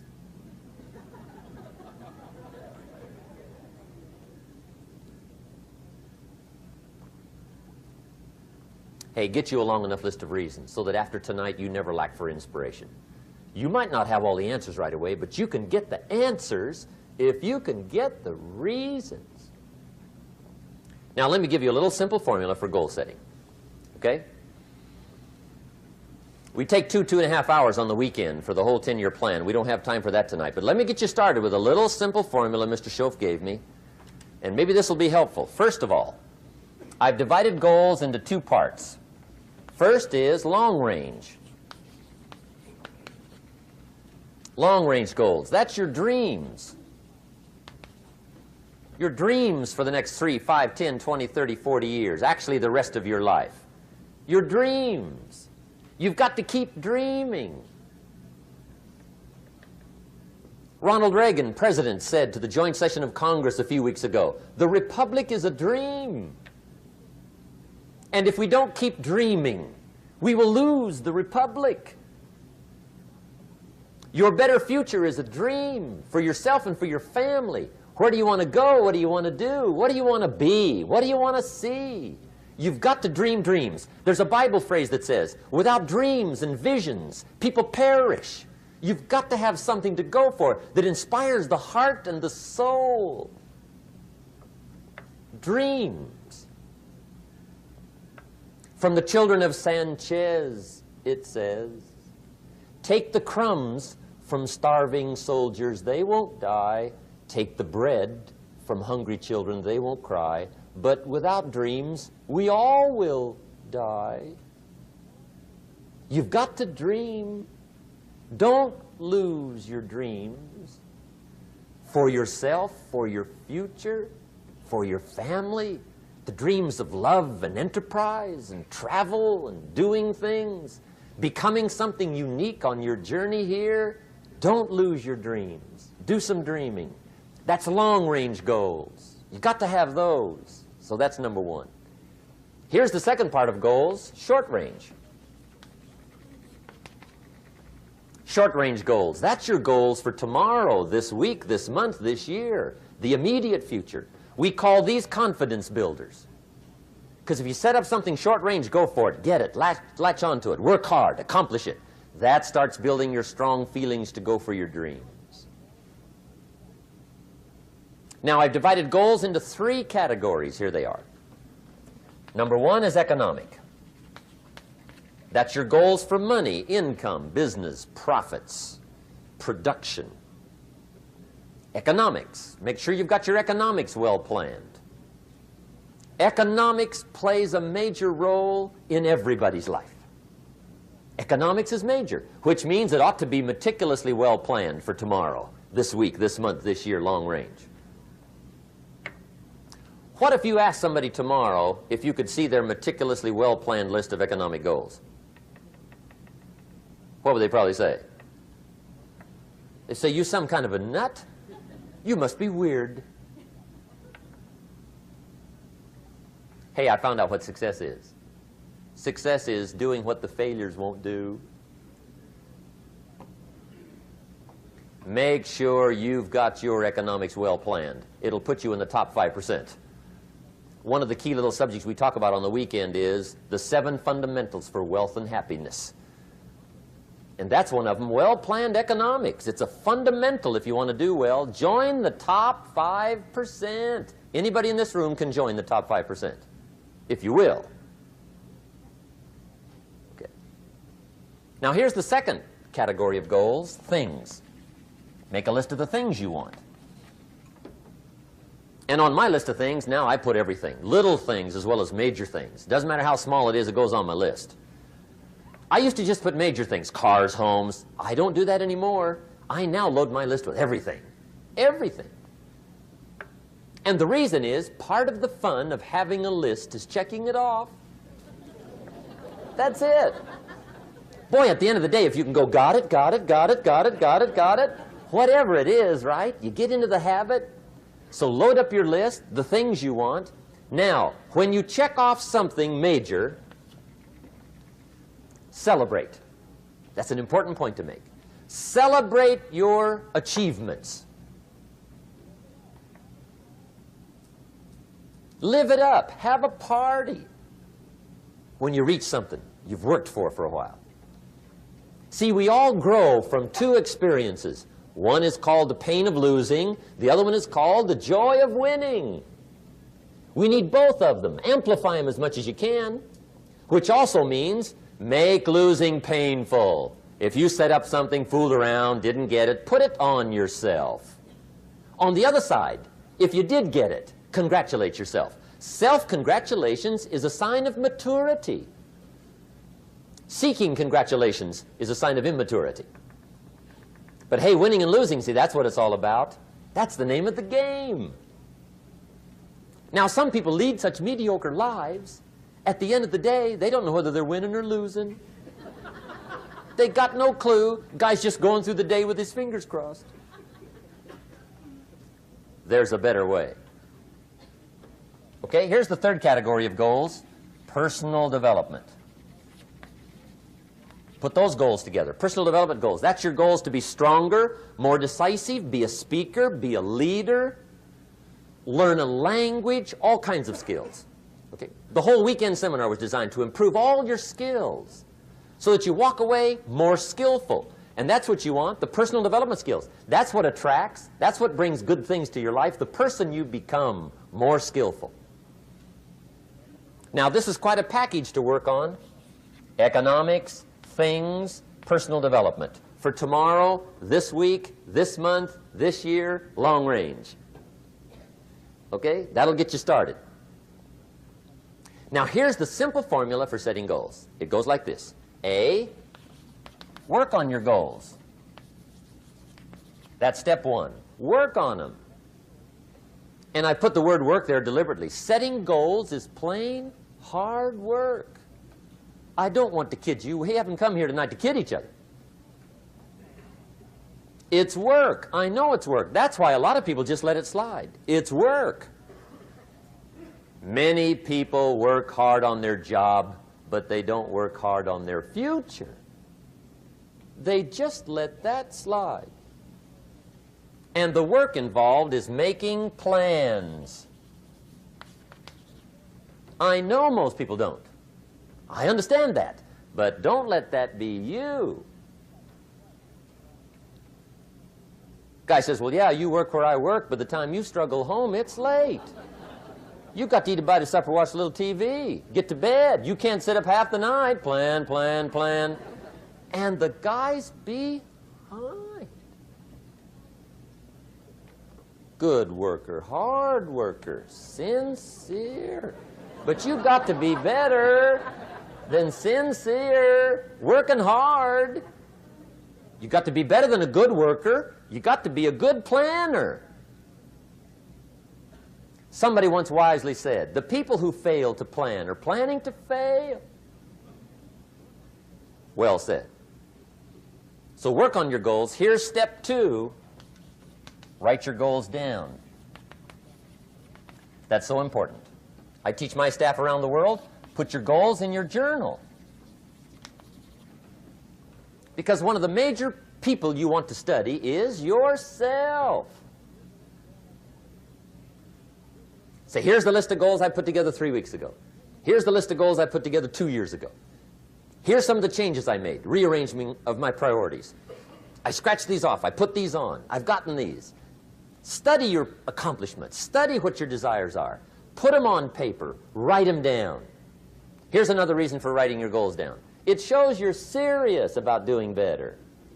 And to do better, you got to get serious. You don't have to be grim, but you must be serious. Everybody hopes things will get better. Everybody hopes. Poor people hope. That ought to tell you something. It means the future does not get better by hope. It gets better by plan. I used to have the affliction called passive hope. It's an affliction. It's bad. Probably what's even worse than that is happy hope. Now that is really bad. That's bad. Happy hope. The guy's 50 and he's broke and he's still smiling. See, that's not good. So get serious about your goals. Put them on paper. Write them down. There's all kinds. His goals, her goals, their goals. Business goals, financial independence goals, family goals. I mean, there's so many things to work on this that if you don't get busy and work on it, sure enough, the time will pass. And sure enough, 5 years from now, you'll wind up where you don't want to be, wearing what you don't want to wear, driving what you don't want to drive, being what you don't want to be. Now's the time to fix it. Now, here's the third step to your goals. Check the size of your goals and the kinds of goals. How big they are, what kind they are, affects you. And here's one of the important phrases of the evening. Your goals are affecting you, whatever they are. Your goals affect your handshake. Your goals affect your attitude, personality. Your goals affect the way you walk, the way you talk, the way you dress. All day long, we're being affected by our goals. Now, some people have goals, but they have such lousy goals. The effect is bad. I asked a guy one time, what are your goals for this month? The guy said, look, if I could just scrape up enough money to pay these lousy bills. That was his goal. I'm not saying it isn't a goal. It's a goal, but it's such a lousy goal, the effect is bad. You don't jump out of bed on Monday morning and say, oh boy, another chance to go out and scrape up the money to pay my lousy bills. See, you don't do that. Usually you say, oh, not another Monday.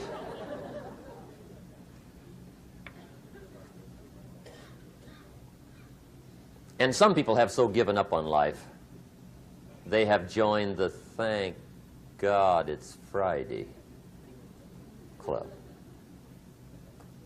How sad. Surely those are the same people, when life is over for them, will say, thank God it's over. Let me give you a Bible philosophy that teaches how to get whatever you want. That's the title of the next set of notes. How to get whatever you want. From the Bible. Now again, I'm an amateur when it comes to the Bible. I'm not a pro. But this I can quote, and I think that'll be sufficient.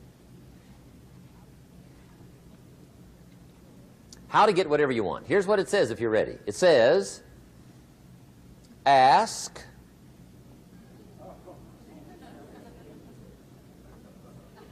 That's it. End of notes. Ask. If there's one art in life to learn extremely well, that's got to be one of them. The art of asking. What does ask mean? Ask means, what do you want? And the formula is staggering. It says ask and what? A guy ought to look into that.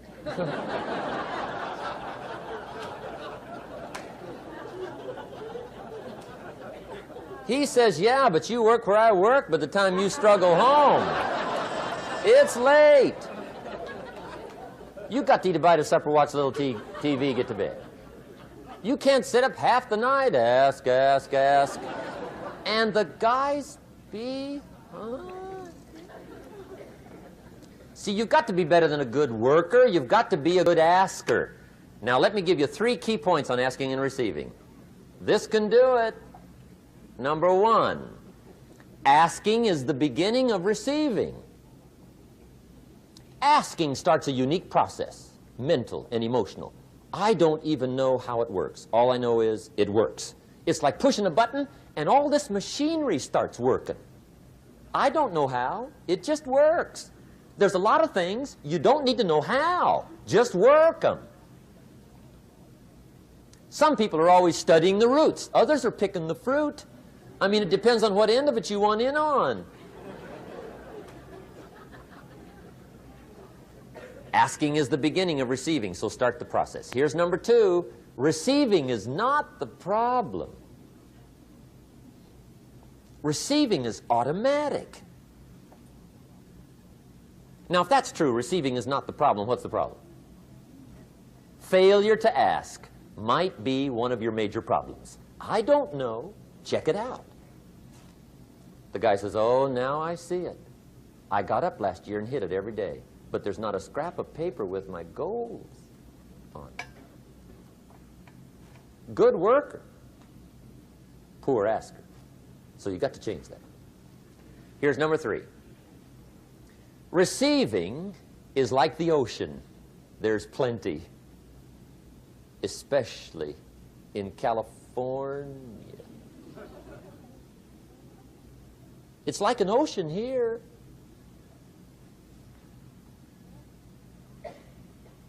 Success is not in short supply. It isn't rationed, and you stepped up to the window and it was all gone. No, no, no. It's like an ocean here. Now, if that's true, what's the problem? Well, some people go to the ocean with a teaspoon. Have you got the picture? See, what you want to do in view of the size of the ocean is trade your teaspoon for at least a bucket, and you'll look better down at the ocean. Kids won't make fun of you, right? Okay. Now, there's 2 ways to ask, and we'll wrap up goal setting. 2 ways. Here's number 1. Ask with intelligence. It didn't say ask intelligently, but I'm sure it meant that. Don't mumble. You don't get anything by mumbling. Be clear. Be specific. Intelligent asking means how wide, how high, how soon, when, what size, what color, how much. Define what you want and describe what you want. That's powerful. In the weekend seminar we teach, goals become like a magnet. They pull you that direction. And the better you describe them, the more they pull. So ask intelligently. Here's number 2. Ask with faith. That's the childish part of the equation. Believe you can get what you want like a child. Not an adult. Adults are too skeptical. So the formula really reads, make plans like an adult and believe in them like a child. And the most incredible things will happen. Just try it for 90 days. Just try it. You can always go back to the old ways. Just try it, just 90 days, 90 days. Now, here's the last qualifying phrase on goal setting, as we promised to qualify everything. And it simply goes like this. Remember, you won't get everything you want. And we've already studied the reason for that. Simply, sometimes it hails on your crop and rains on your parade. It's that kind of planet. So you won't get everything you want, but if you will work this goal-setting formula, you can get plenty for wealth and happiness. Okay, that's goal setting. We use it around the world. We recommend it. Now, maybe it won't work as well for you as it has for me. I don't know. Maybe not. But what if it did? You got to try. Okay. Here's the last subject, the day that turns your life around. Let me just quickly give you a list of 4 emotions that can change your life in one day. Emotions are powerful. Sometimes it doesn't take much to alter your whole life direction.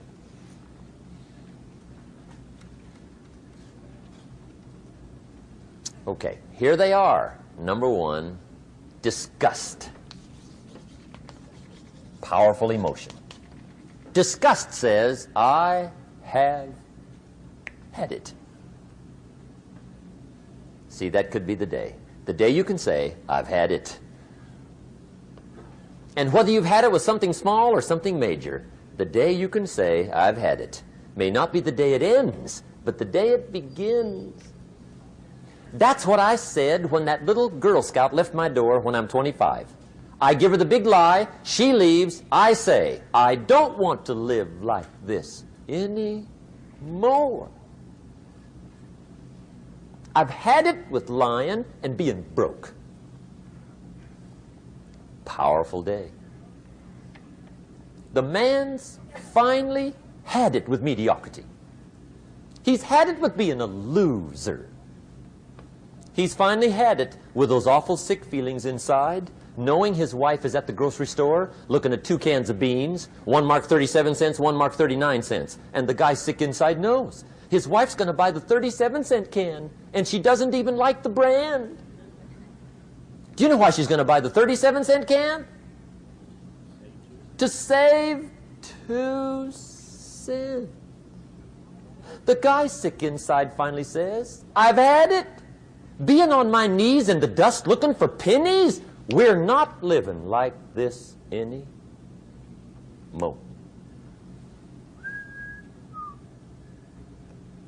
Could be the day that turns your life around. The day you can say, I've had it.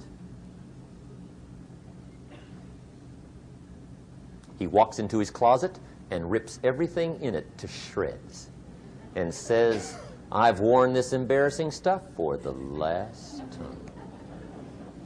And not only will I never wear it again, no one else will ever wear it again. Commit an act that says, I've had it. Powerful. Here's the next one. Decision. And decision making is powerful. And it's emotional. That's those knots in the pit of your stomach, right? Waking up in the middle of the night in a cold sweat, trying to decide. We sometimes call it inner civil war. What shall I do?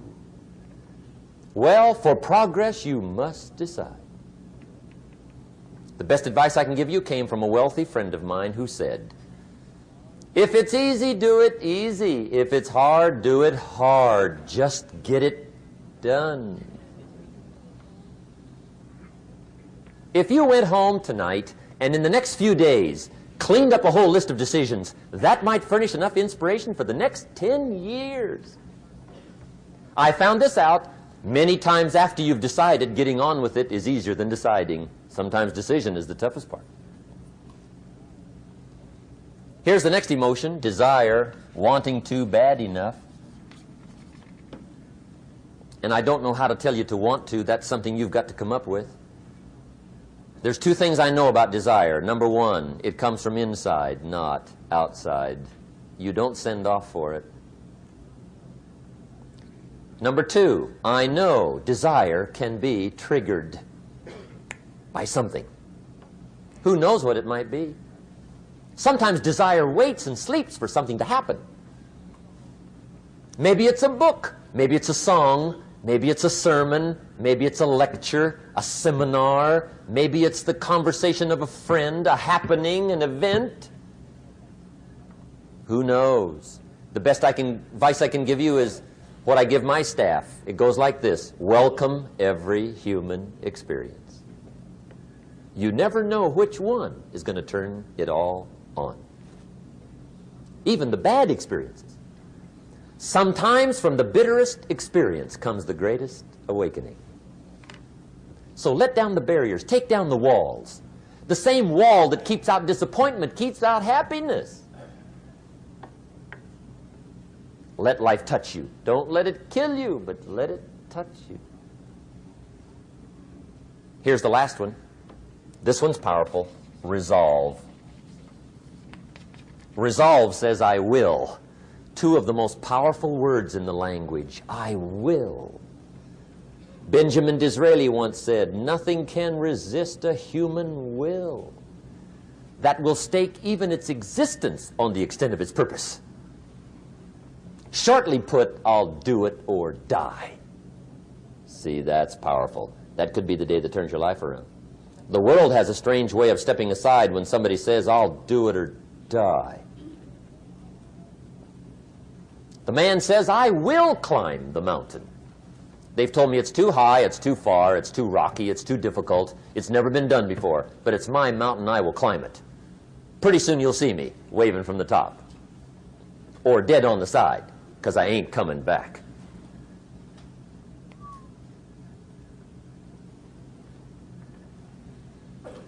The best definition I ever got from the word resolve came from a little junior high girl in Foster City, California, up north.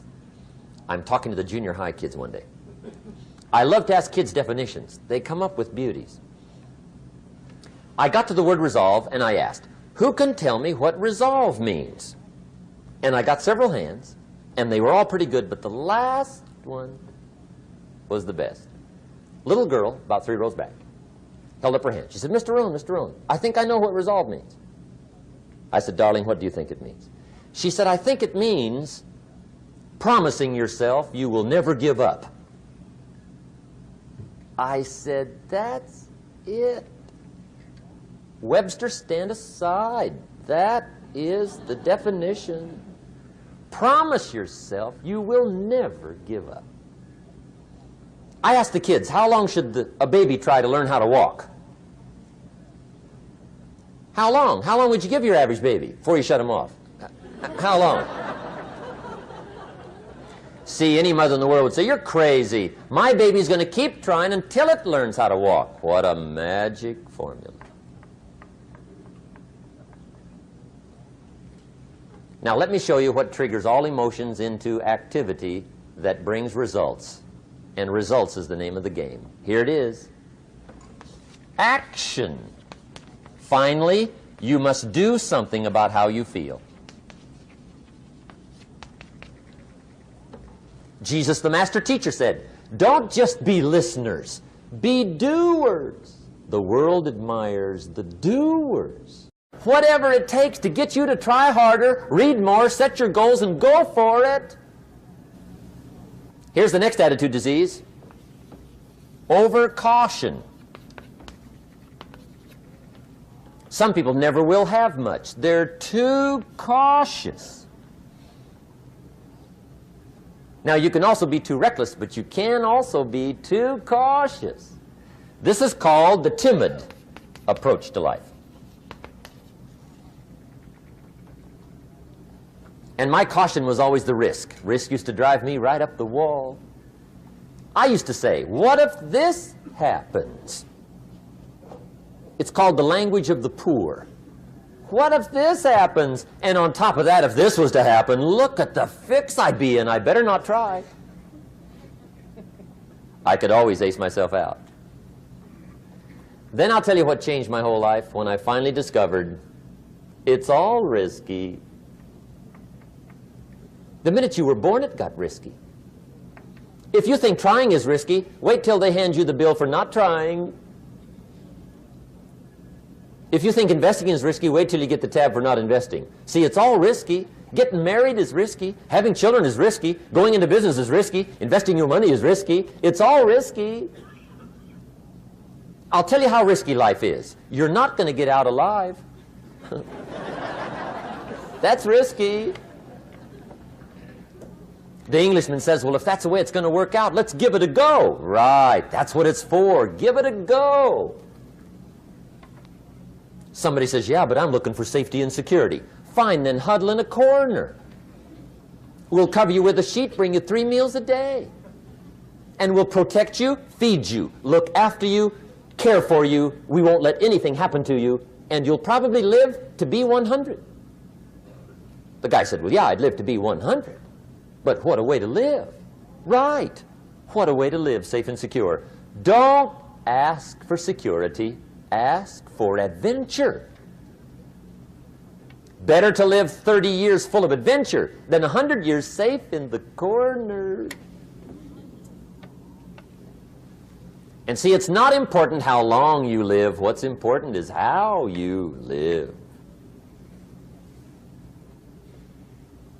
Here's the next attitude disease. We're almost through with this motley list. In fact, we're almost through. Hang on.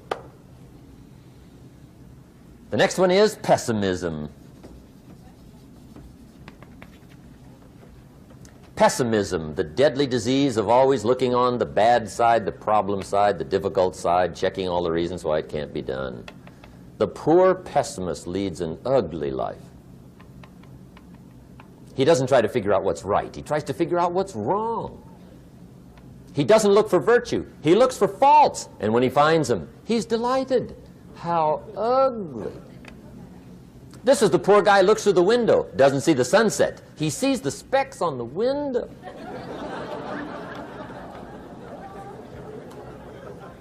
And this is the poor guy, right, who rushes up, takes such leave of his senses. This guy rushes up and he says, I've got 5 good reasons why it won't work. He's so dumb he doesn't know all he needs 1. He's got 5.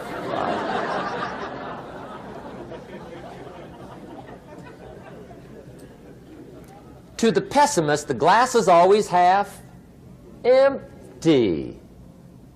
To the optimist, the glass is half full.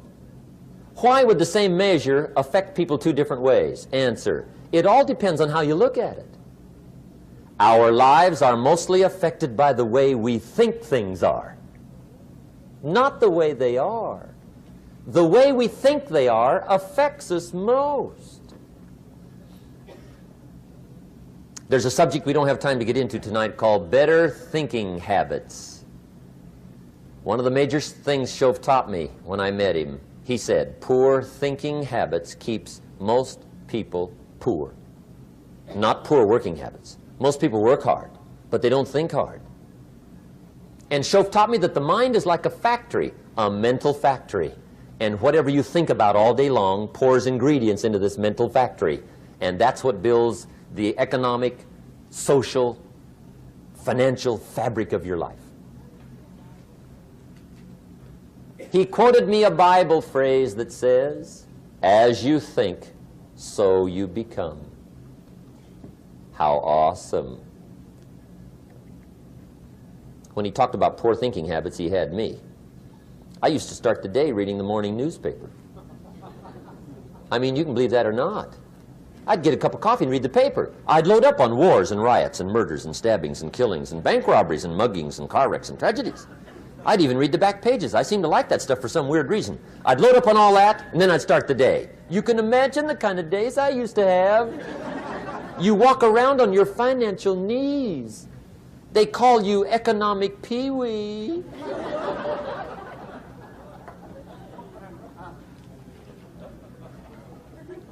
The guy says, I want to be a great leader. Wonderful. The first thing we do is follow him to his house. When we get there, we walk in and check his library, number 1. Somebody says, well, why check his library? The reason is because what a man reads pours massive ingredients into his mental factory, and the fabric of his life is built from those ingredients. You would not believe what some people have got in their house to read. You would not believe. One of the best dressed up words I know for a lot of it is trash. Can you imagine dumping a barrel of trash into this mental factory every day and coming out with a rich, dynamic, positive life? It can't be done. You might as well try making a cake with cement. The kids back in Danbury, Connecticut, high school, they're asking me questions one day. I'm talking to the kids. Kids got good questions these days. One of them said to me, Mr. Rohn, how do you build the good life? I said, it's simple. It's not easy, but it's simple. Here's how you build anything. Select the right ingredients, keep out the wrong ingredients, and it starts with thought. Everything starts with thought. So you must be wise and careful what you think about, because that starts everything. You got to be wise and careful. I asked the kids, what would happen if somebody dropped sugar in my coffee? They said, well, you'd be okay. I said, what if somebody dropped strychnine in my coffee? They said, well, you'd be dead. I said, correct. Lesson 1. Life is both sugar and strychnine. You gotta be careful. I said, what if my worst enemy drops in the sugar? They said, will you be okay? I said, what if my best friend, even by accident, drops in the strychnine? They said, well, you'd be dead. I said, correct. Lesson 2, watch your coffee.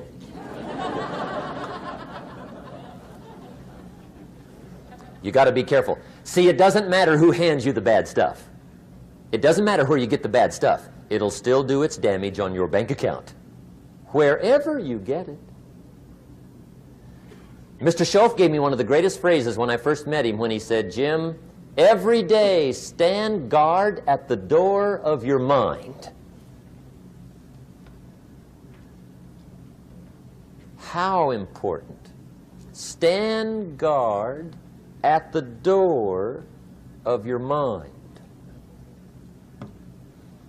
And you decide what goes into your mental factory. Don't let anybody just dump anything they want to in your mental factory, because you've got to live with the results. Okay, here's the last disease, and we're through with this list. In fact, we're almost through. Hang on. The last subject is very brief. The last disease, but this one is deadly. Engage in this one, indulge in it even slightly, and you might as well forget the future, because it's going to forget you. Complaining, crying, whining, griping, a Bible word called murmuring. See, that'll ace your future. Spend 5 minutes complaining, and you have wasted 5. And you may have begun what's known as economic cancer of the bone. Surely they will soon haul you off into a financial desert and there let you choke on the dust of your own regret. I hope I said that well, so you won't forget. It's a deadly disease. If you don't think it's bad, ask the children of Israel of Old Testament fame. Typical of us all, their story just happened to get in the book. Story says, children of Israel were slaves. God performed a series of dazzling miracles and got them out. And now they're heading for the promised land. Remember the story? Heading for the promised land. Tragedy of the story, they never got there. Reason. From day one, they started to complain. They griped about the water. They griped about the weather. They whined and cried and griped about the food. They griped about the leadership. They whined and cried because it was too far, too cold, too hot, too difficult, too miserable. I mean, they whined and cried for years. Finally, God said, I've had it, trip canceled. Or something like that. The story says they died in the desert, never got to the promised land. Which I think means 2 things. Indulge in this long enough, you get your future canceled. And I guess it also means even God himself can only take so much.